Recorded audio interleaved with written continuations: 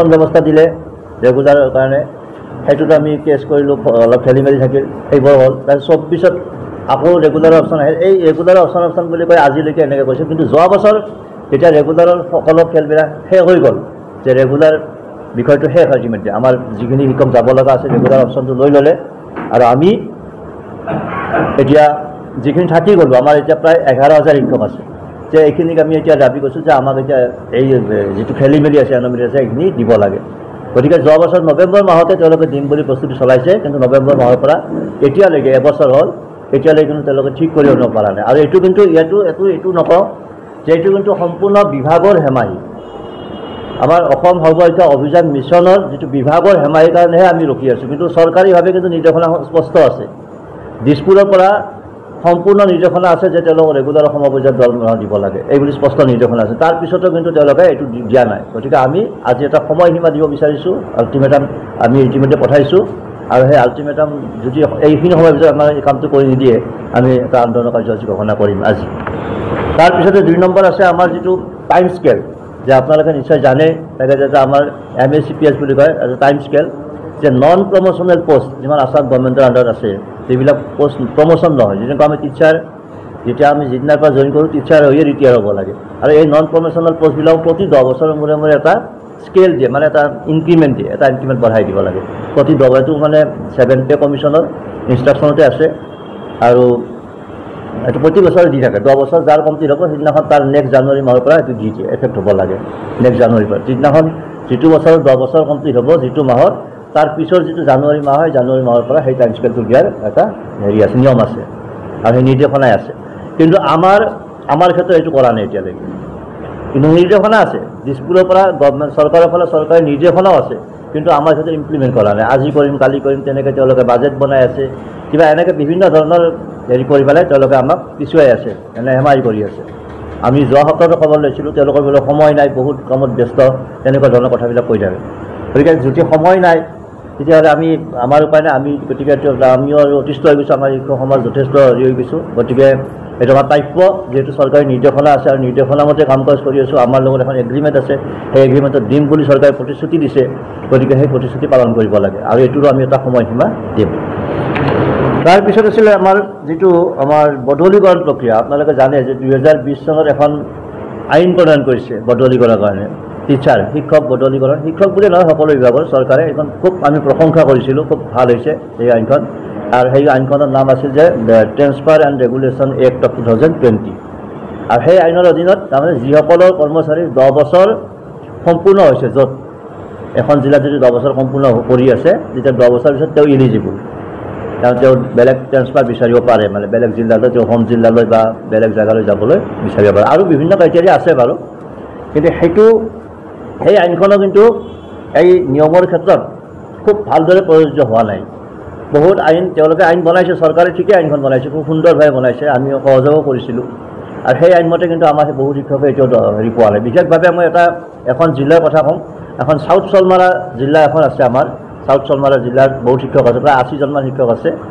এই শিক্ষকখিনিক যোৱা বছৰো নিদিলে, আৰু এইবাৰো এপ্লাই কৰিব দিয়া নাই, এপ্লাই কৰিব দিছে, তেওঁলোকক পেণ্ডিং কৰি ৰাখি থৈ দিছে। কিন্তু এইটো নহয়, এনেকুৱা উদাহৰণো আছে আমাৰ হাতত, বা তথ্য আছে, এভিডেন্সো আছে, যে ছিংগুল টিচাৰ লৈও কিন্তু তেওঁলোকে, ছিংগুল টিচাৰ য'ত 2জন শিক্ষক বা তেনেকুৱা থাকে, 2জনৰ পৰা 1জন কৰি আনিব নোৱাৰে, সেই আইনখনতে আছে, ছিংগুল টিচাৰ কৰি আনিব নোৱাৰে LP স্কুলত, কিন্তু তেনেকুৱাও লৈ আহিছে। ইভেন আমি এটা উদাহৰণ হিচাপে দিব পাৰোঁ, আপোনাক নাম নকওঁ আৰু প্ৰকাশ্য পোৱাটো দিগদাৰ। এগৰাকী বাইদেউ, তেওঁ এখন জিলাৰ পৰা এজন প্ৰভাৱশালী ব্যক্তিৰ পৰা ফোন কৰি তেওঁ বিচাৰিছিল, তেওঁ এপ্লাইও কৰা নাই, কিন্তু এই যিটো অনলাইন যোগে আজিকালি এপ্লাই কৰিব লাগে ট্ৰেন্সফাৰত, তেওঁ এপ্লাইও কৰা নাই, নকৰি তেওঁ বিচাৰিছিল ৰুৰেলৰ এটা পাৰ্টিকুলাৰ জেগাত, মই ঠাইটোও নকওঁ বাৰু। তেওঁ মানে ইমানেই তেওঁৰ ক্ষেত্ৰত আইন ভংগ হৈছে, তেওঁ গুৱাহাটীৰ একদম মাজমজিয়াত দিছে এখন স্কুলত, য'ত নেকি এভেইলেবল টিচাৰ আছে। তেওঁ নিজেই চক খাই গৈছিল যে মই এপ্লাই কৰা নাই, তেওঁৱে মোক কৈছে, আৰু ইয়াত মই বিচৰা নাই, কিন্তু এজন ব্যক্তিয়ে ফোন কৰি দিছে, একদম বাছি এখন ভাল স্কুলত দি দিছে। তাৰমানে এইবিলাকৰ ক্ষেত্ৰত আইনখন, আমি এইটো কৈছোঁ যে সকলোৱে পাওক, বা পোৱাৰ যোগ্য যদি পাব লাগে, কিন্তু কৈছোঁ যিখন আইন বনাইছে তোমালোকে, সেই আইনখন তোমালোকে নিজেই কিয় উলংঘন কৰি আছা, এই কথাটোতে আমি অসন্তুষ্ট হৈছোঁ। গতিকে এই আইনমতে যিখিনি আমাৰ যদি পাৰি যদি সেনেকুৱা প্ৰভিজনে আছে সেনেকুৱা ব্যৱস্থা আছে তেতিয়াহ'লে চাউথ চলমালাৰ জিলাত যিখিনি কৰ্মৰত শিক্ষক আছে আজি 13 বছৰ ধৰি কৰি আছে তেওঁলোকক লৈ আহক আৰু আমাৰ দুজনীয়া শিক্ষক বহুত আছে আমাৰ এতিয়াও বহুত ডিষ্ট্ৰিক্টত আমাক সঞ্জয় কৈছে যে দুজন আমাৰ শিক্ষক দুজনৰ কাৰণে এইবাৰ এজন অনা নাই যদি তেনেকুৱা ক্ষেত্ৰত ক'ৰবাত শূন্য টিচাৰ কৰি লৈ আহিছে একেবাৰে শূন্য হৈ গৈছে তাৰপিছত ওচৰৰ স্কুলৰ পৰা আনি মিলাই দিছে তেনেকুৱা ধৰণৰো উদাহৰণ আছে গতিকে সেই ক্ষেত্ৰত যদি পাৰি যদি আইনে কয় বা তোমালোকৰ যদি সেনেকুৱা এটা সুবিধা দিছে আছে কৰ্তৃপক্ষক যদি দায়িত্ব দিছে আইনখনে তেতিয়াহ'লে এই দুজনীয়াখিনি কিয় নোৱাৰে এই দুজনীয়াখিনিক কিবা এটা ব্যৱস্থা হ'ল যিকেইজন বেছি নাই খুব কম সংখ্যক শিক্ষক আছে এই দুজনীয়াখিনিও 13 বছৰ কৰি আছে দুৰ্গম অঞ্চলত তেওঁলোকো অহাৰ এটা সুযোগ দিয়ক আমি এই সংবাদৰ যোগে আমি আহ্বান জনাইছোঁ বিভাগক যে এইখিনিও কৰাৰ এটা ব্যৱস্থা কৰিব লাগে ইয়াৰ পিছত আছিল আমাৰ যোৱা বছৰ যোৱা মাৰ্চ মাহত যিখন বাজেট হৈছিলে আমাৰ ৰাজ্যিক বাজেট আৰু বাজেটত কেইবাটাও আমাৰ ক্ষেত্ৰত ভাল ঘোষণা কৰিছিল কেইবাটাও বিষয় বিশেষভাৱে এটা কৈছিল যে মুখ্যমন্ত্ৰী লোকসেৱা আৰোগ্য যোজনা এটা আছে অসম চৰকাৰৰ সমূহ এমপ্লয়ী সমূহ মানে কৰ্মচাৰীক এটা লোকসেৱা আৰোগ্য যোজনাৰ জৰিয়তে তেওঁলোকৰ ট্ৰিটমেণ্টৰ কাৰণে এটা খৰচা দিব যিমান পৰিয়ালৰ আৰু দুজন সন্তানৰ তেনেকুৱা এখন আঁচনি হৈছিলে আৰু সেই আঁচনিৰ অধীনত আমাকো অন্তৰ্ভুক্ত কৰাৰ কাৰণে বাজেটত কিন্তু এটা সিদ্ধান্ত লৈছিলে কিন্তু সেই সিদ্ধান্তটো আজিলৈকে কাৰ্যকৰী হোৱা নাই তাৰপিছতে আছে মুখ্যমন্ত্ৰীৰ যিখন ব্যয় বীমা মানে এটা আছে ইঞ্চুৰেঞ্চ জিৰ' ইঞ্চুৰেঞ্চ মানে শূন্য ব্যয় বীমা জিৰ' ইঞ্চুৰেঞ্চ এটা স্কিম এখন বনাইছিলে তাত মানে কোনো ধৰণৰ আমি হেৰি দিব নালাগে প্ৰিমিয়াম দিব নালাগে যদি আমাৰ শিক্ষকৰ কিবা কাৰণত বা শিক্ষক বুলি নহয় যিকোনো কৰ্মচাৰী যদি মৃত্যুবৰণ কৰে কৰ্মৰত অৱস্থাত তেতিয়াহ'লে তেওঁক 80 লাখলৈকে 1 কোটি টকালৈকে তেওঁ এটা বীমাৰ ব্যৱস্থা কৰিছে এইটো চৰকাৰীভাৱে আৰু সেইটোতো আমাৰ বাজেটত লৈছিলে যে এইখিনি শিক্ষক আৰু লগতে NHMৰ কৰ্মচাৰীখিনি যিখিনি কৰ্মচাৰীৰ তাৰমানে তেওঁলোকৰ চাকৰিৰ নিশ্চয়তা 60 বছৰ বয়সলৈকে থাকিব সেইখিনি সা সুবিধা দিয়াৰ কথা আছিলে কিন্তু আজিলৈকে এই সিদ্ধান্ত লোৱা আছে কিন্তু আজিলৈকে হোৱা নাই লগতে আপোন বাহন আৰু আপোন ঘৰ যিটো আঁচনি সেইটোৰ ক্ষেত্ৰত ইতিমধ্যে বাজেটতো লৈছে তাৰোপৰি মে মাহত এখন কেবিনেট ডিচিশ্যন লৈছে কেবিনেটতো সিদ্ধান্ত লোৱা আছে আমাৰ ক্ষেত্ৰত যে এইটো হেৰি মাহত কিন্তু আজিলৈকে ফাইনেন্সৰ পৰা এইটো বিত্ত বিভাগৰ ফালৰ পৰা আমি কিন্তু যোগাযোগ কৰি আছোঁ আমাৰ বিভাগৰ পৰা সকলো তথ্য দিছে যিমানখিনি দিব লাগে কিন্তু ফাইনেন্সৰ পৰা বেংকৰ লগত এখন MOU হয় সেই MOUখন আজিলৈকে হৈ উঠা নাই যাৰ ফলত নেকি আমাৰ সেই বেনিফিটটো আমি লাভ কৰিব পৰা নাই গতিকে এই বিষয়ে কিন্তু এই 3টা বিষয় উল্লেখ কৰি আমি মুখ্যমন্ত্ৰীলৈ অলৰেডি পত্ৰ প্ৰেৰণ কৰিছোঁ আৰু আমি আজি দাবী উত্থাপন কৰিছোঁ ৰাজহুৱাভাৱে যে এইকেইটা কৰ্তৃপক্ষ য'ত মানে এইটো ফচি আছে য'ত নেকি গোটেই প্ৰক্ৰিয়াটো বন্ধ হৈ আছে এই প্ৰক্ৰিয়াটো আজিৰ পৰা খোলা দিব লাগে অন্যথা আমি কিন্তু এই দাবীটোক লৈও আমি এটা আন্দোলন কাৰ্যসূচী ঘোষণা কৰিম আৰু তাৰ পিছতে আছে আমাৰ প্ৰধান শিক্ষকৰ পষ্টটো যে আমাৰ আপোনালোকে জানি আচৰিত হ'ব যোৱা 50 বছৰ ধৰি অৰ্থাৎ 1983 চনৰ পৰা অসমত যিটো প্ৰাথমিক বিদ্যালয়বিলাকত প্ৰধান শিক্ষকৰ পষ্টটো নাই পোষ্ট হিচাপে নাছিল নাই আগতে এটা ইনচাৰ্জ হিচাপে দি থয় মানে এইটো ভাৰপ্ৰাপ্ত প্ৰধান শিক্ষক বুলি দি থয় তেওঁক এটা দায়িত্ব দি থয় তেওঁক ফাইনেন্সিয়েল যিখিনি টকা পইচা অলপ আহে বছৰৰ খৰচাৰ কাৰণে তেওঁ কৰিব পাৰে সেইখিনি পাৱাৰ দি থয় বাকী তেওঁলোকৰ পষ্টটো নাই বা তেওঁৰ অন্য পাৱাৰ নাছিল কিন্তু এইবাৰ আমাৰ এটা সংগঠন আছে ৰাজ্যিক শিক্ষক সন্মিলনী তেওঁলোকে বহুত যুঁজ বাগৰ কৰি এইবাৰ কিন্তু সেই পষ্টটো চৰকাৰৰ পৰা আনিবলৈ সক্ষম হৈছে এইটো আমি খুব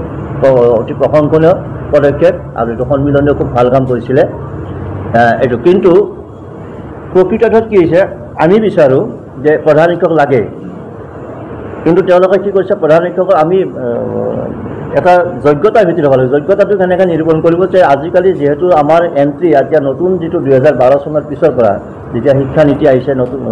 শিক্ষাৰ অধিকাৰ আইন আহিছে আৰু শিক্ষাৰ অধিকাৰ আইন মতে এটা মানে হেৰি পাব লাগে তেওঁলোকৰ শিক্ষকৰ যোগ্যতা আছে কিছুমান টেট পাছ কৰিব লাগে বা গ্ৰেজুৱেশ্যন থাকিব লাগিব মিনিমাম আৰু নহ'লে হায়াৰ ছেকেণ্ডেৰী 50% থাকিব লাগিব গ্ৰেজুৱেশ্যন থাকিব লাগিব লগতে DLED থাকিব লাগিব চ' আমি বিচাৰিছোঁ কি যে এই যে নতুন নহয় মানে এইখিনি যিখিনি গ্ৰেজুৱেট আৰু স্কিল সেই স্কিল টিচাৰখিনিক প্ৰধান শিক্ষকৰ দায়িত্বত দিব লাগে তেতিয়াহে স্কুলখনে এটা গতি কৰিব এটা ভালদৰে মানে এটা ভাল শিক্ষা পাব আৰু এটা কোৱালিটি যিটো এডুকেশ্যন সেই এডুকেশ্যন পাব বুলি আমি ভাবোঁ এইটো আমাৰ 1 নম্বৰ দাবী এইটোৰ ক্ষেত্ৰত 2 নম্বৰ হ'ল আৰু তাৰপিছতে আছে সমগ্ৰ এইখন আমাৰ ছুটীবিলাক আমাৰ সকলো সা সুবিধা আছে যে যিবিলাক দীঘলীয়া ছুটী বাৰু কেজুৱেলি আমি বছৰত 12 দিন পাওঁ সকলো কৰ্মচাৰীয়ে পায় সেইটো আমি ল'ব পাৰোঁ সেইটো কোনো পাৰ্মিশ্যনৰ কথা নাই ইমিডিয়েট আমাৰ যিজন বছ হেডমাষ্টাৰ প্ৰধান শিক্ষক তেওঁৱে দিব পাৰে মঞ্জুৰ কৰিব পাৰে কিন্তু দীঘলীয়া ছুটী কোনোবাই যদি আনলিভ লয় বা মহিলাৰ ক্ষেত্ৰত মেটাৰ্নিটি লিভ বা CCL আছে আজিকালি ল'ৰা ছোৱালী কেয়াৰ লোৱাৰ কাৰণে এটা ব্যৱস্থা আছে দীঘলীয়া 6 মাহলৈকে ল'ব পাৰে এই ছুটীবিলাক আমাৰ কি হয় আমি যেতিয়া এপ্লাই কৰিব লগা হয় আমাৰ বহুত দীঘলীয়া হয় আমি এই যিখন ধৰক নগৰ যদি এজন শিক্ষকে আজি তেওঁ এপ্লাই কৰে তেওঁৰ কি কৰে সেই নগৰ ব্লকত যাব ব্লকৰ পৰা নগৰ ডিষ্ট্ৰিক্টলৈ যায় সেই ফাইলটো ডিষ্ট্ৰিক্টৰ পৰা ষ্টেটত আহে ষ্টেটত আৰু কিছুদিন পৰি থাকে বহুত দীঘলীয়া হয় তাৰমানে মই যদি অহা মাহৰ 15 তাৰিখৰ পৰা ছেপ্টেম্বৰৰ 15 তাৰিখৰ পৰা লিভ ল'ম তেতিয়া মোৰ গ্ৰেণ্ড হওঁতে হয়তো অক্টোবৰ পাব পাৰে বা নৱেম্বৰৰ পাই যাব পাৰে তেতিয়া কি হয় আৰু গ্ৰেণ্ড নহ'লে আমাৰ চেলাৰীটো বন্ধ হৈ যায় যদি গ্ৰেণ্ড নহয় গ্ৰেণ্ড নোহোৱাকৈ চেলাৰীটো নিদিয়ে আৰু এই যিটো চেলাৰী বন্ধ হ'লে সেইটো একেবাৰে আমাৰ কি কৰে একদম সেই লাষ্টত মাৰ্চত এডজাষ্ট কৰে গতিকে আমি এটা ৰেগুলাৰ পাই থকা মানুহ আমাৰ বহুতৰে লোনৰ সমস্যা থাকে কিবা ঘৰুৱা লাইবিলিটি আছে বহুত লাইবিলিটি আছে পৰিয়ালত গতিকে সেইবিলাকৰ ক্ষেত্ৰত আমাক কি লাগে এইটো খৰতকীয়া হ'ব লাগে যিটো ৰেগুলাৰৰ ক্ষেত্ৰত আমিতো দাবী উত্থাপন কৰি আহিছোঁ ক্ষেত্ৰত কিয় নহয় আমাৰো জিলাৰ শিক্ষা বিভাগৰ দায়িত্ব দিয়ক এইটো আমি দাবী উত্থাপন কৰি আহিছিলোঁ আৰু এইটো অতি সোনকালে কৰাৰ ব্যৱস্থা কৰিব লাগে এইটো আমাৰ অন্যতম দাবী তাৰপিছত আছে আমাৰ এটা শেহতীয়া দাবী যে আপোনালোকে জানে যে প্ৰতি বছৰে শিক্ষক দিৱস 5 ছেপ্টেম্বৰত হয় আৰু শিক্ষক দিৱসৰ দিনা জিলা ভিত্তিত আৰু ৰাজ্যিক ভিত্তিত আৰু ৰাষ্ট্ৰীয় পৰ্যায়তো আমাৰ শিক্ষকৰ এটা কৃতি শিক্ষকৰ বঁটা এটা দিয়াৰ ব্যৱস্থা আছে কিন্তু আমাৰো 13 বছৰ হ'ল এই চৰকাৰৰ অধীনত কাম কৰা আমি লক্ষ্য কৰি আহিছোঁ যে ইয়াৰ যিটো পদ্ধতি যিটো সিলেকশ্যন পদ্ধতি অতি হতাশজনক আৰু এটা ৰহস্যজনক কোনে কেতিয়া কেনেকৈ এপ্লাই কৰিব লাগে কি এপ্লাই কোনো গমেই নাপায় আৰু হঠাৎ কিছুমান টিচাৰে তেনেকুৱা ধৰণৰ এইবিলাক কৃতি শিক্ষকৰ বঁটাবিলাক পাই থাকে বঁটা পোৱাৰ পিছতে আমি জানিবলৈ পাওঁ কি আচৰিত ধৰণৰ কাৰবাৰ কি যিবিলাক শিক্ষকে পায় আমি হতভম্ব হৈ যাওঁ চ' আমি ভাবিছোঁ আমি এটা দাবী উত্থাপন কৰিছোঁ এইটোৰ কাৰণে যে চৰকাৰে অসম চৰকাৰক বা বিভাগকে আমি দাবী উত্থাপন কৰিছোঁ যে এইটো এটা বিজ্ঞানসন্মতভাৱে হ'ব লাগে সকলোৱে জানক মনিটৰ কৰক ৰাজ্যিক ভিত্তিত মনিটৰ কৰক জিলা ভিত্তিত মনিটৰ কৰক এটা মনিটৰিং কমিটি গঠন কৰক প্ৰয়োজন হ'লে আমি সংগঠনবিলাকো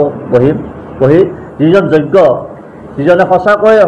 বহুতেই সকলো শিক্ষকে অৱদান আগবঢ়াই আছে কিন্তু তাৰ ভিতৰত যিজন যোগ্য যিজন বেষ্ট বুলি সকলোৱে ভাবে তেনেকুৱা শিক্ষকক দিয়ক আমি এইটো দিয়াটো বিচাৰোঁ পুৰস্কাৰ দিয়াটো বিচাৰোঁ বা কৃতি শিক্ষকৰ বঁটাটো দিয়ক তেতিয়া যোগ্যজনে পাব আৰু তেতিয়াহে উৎসাহিত হোৱা যেনে নহ'লে আজিৰ দিনত যিখিনি শিক্ষকৰ বা যেনেধৰণে যিটো পদ্ধতিৰে লাভ কৰিছে মই যিটো মুকলি কৰিলোঁ একদম বিতৰ্কিত বিষয় হ'ব বা মুকলি কৰিব ইচ্ছা নাই